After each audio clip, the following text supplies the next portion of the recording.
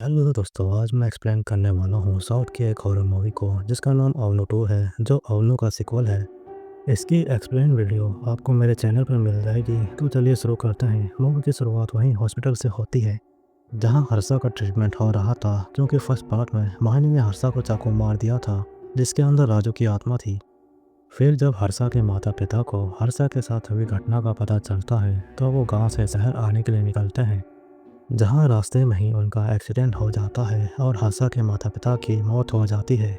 फिर जब हर्षा सही हो जाता है तो वो अपने माता पिता की शांति के लिए पूजा करवाता है, जहाँ एक बाबा बार बार मोहिनी को घूरे जा रहा था। फिर बाबा मोहिनी के पास आता है और उसे एक यंत्र देता है जिसे मोहिनी लेने से मना करती है। फिर बाबा मोहिनी को कहता है कि वो आत्मा तेरे आसपास ही है, वो तुझे छोड़कर कहीं नहीं जाएगी जब तक वो तुझे हासिल ना कर ले।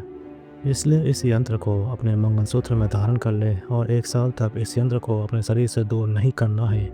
ये यंत्र जब तक तेरे पास है वो आत्मा तुझे परेशान नहीं करेगी। फिर इसके बाद मोहन हर्षा और मोहिनी को एक नए घर में शिफ्ट करवाता है जहाँ सभी चीज़ें ऑटोमेटिक थी और उन्हें मोबाइल या टैब से कंट्रोल किया जा सकता है। फिर मोहन उन्हें अलविदा कहकर वहाँ से जा रहा होता है, जहाँ हर्षा का पड़ोसी उसे रोक लेता है और उससे उल्टे सीधे सवाल पूछता है, जिससे परेशान होकर मोहन वहाँ से चला जाता है।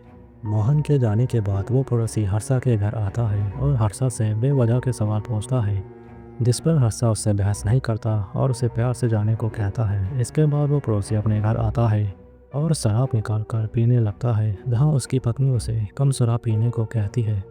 फिर रात में हर्षा के घर का दरवाज़ा अपने आप खुलता है, जहाँ एक आत्मा उनके कमरे में आती है जहाँ वो सो रहे थे। फिर आत्मा उनकी बेडशीट हटा के अपने ऊपर डाल लेती है, जिसके बाद वो मोहिनी के कपड़े खोलने लगती है, जहाँ पर वो आत्मा मोहिनी के मंगलसूत्र में पड़े यंत्र को देखकर पीछे हट जाती है।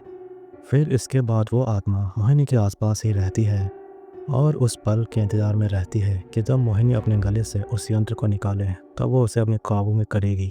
फिर इसके बाद हर्षा और मोहन एक डॉक्टर की मदद करते हैं जो एक एक्सपेरिमेंट कर रहे थे, जिसमें इंसानी शरीर से आत्मा के निकलने पर क्या होता है इसी चीज़ को वीडियो में रिकॉर्ड कर रहे थे। जहां उन्होंने एक कमरे में बीमार इंसान को रखा हुआ था और उसके चारों ओर इक्विपमेंट फिट किए हुए थे।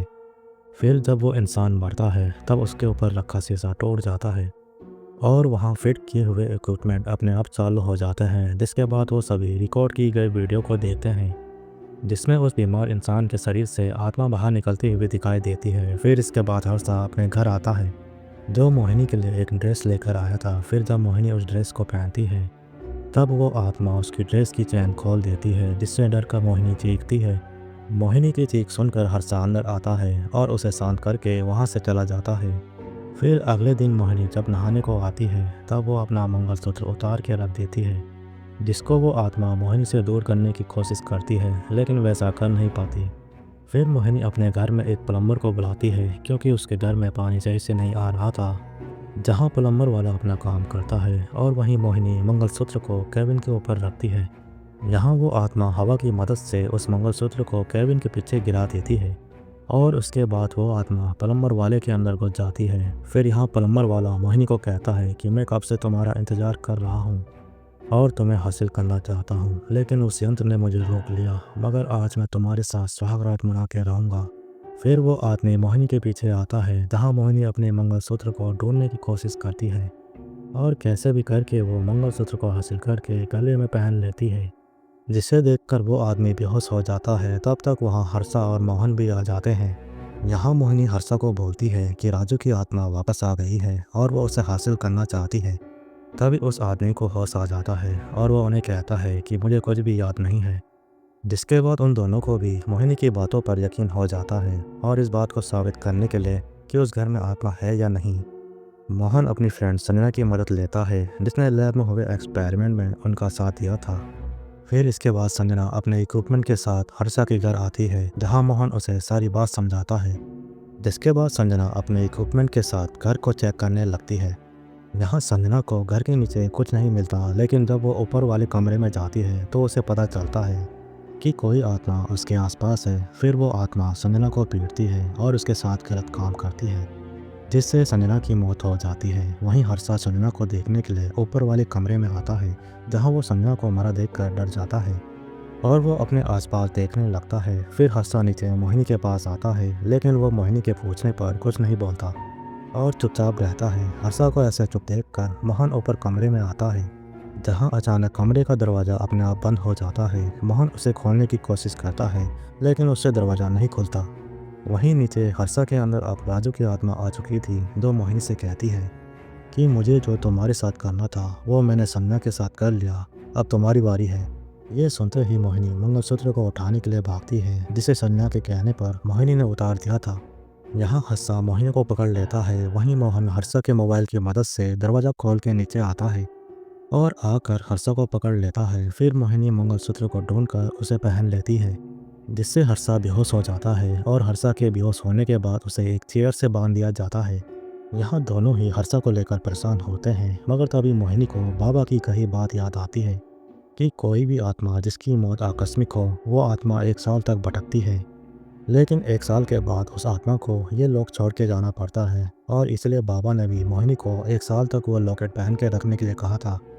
फिर इसके बाद मोहिनी अपनी पुरानी नौकरानी को फ़ोन करके राजू के मरने का दिन और समय पूछती है, जिससे उसे कंफर्म हो जाता है कि आज रात 12 बजे राजू को मरे हुए 1 साल हो जाएंगे। इसके बाद वो दोनों 12 बजने का इंतज़ार करने लगते हैं, लेकिन तभी राजू की आत्मा हर्षा को नुकसान पहुंचाने लगती है और उसकी जान लेने वाली होती है, जिसे देखकर मोहिनी हर्षा के गले में वो मंगलसूत्र डाल देती है। लेकिन तभी राजू की आत्मा मोहन के अंदर आ जाती है और वो मोहिनी को पकड़ लेती है। वहीं हर्षा का पड़ोसी उनके घर से आ रही आवाज़ों को सुन रहा था, लेकिन मदद करने के लिए वो नहीं जाता, जिस पर उसकी पत्नी उसे उनकी मदद करने के लिए बोलती है और कहती है कि आपको याद है ना, आपकी गलती के कारण ही मेरे साथ वो सब हुआ था और मैं नहीं चाहती कि आज भी ऐसा कुछ हो।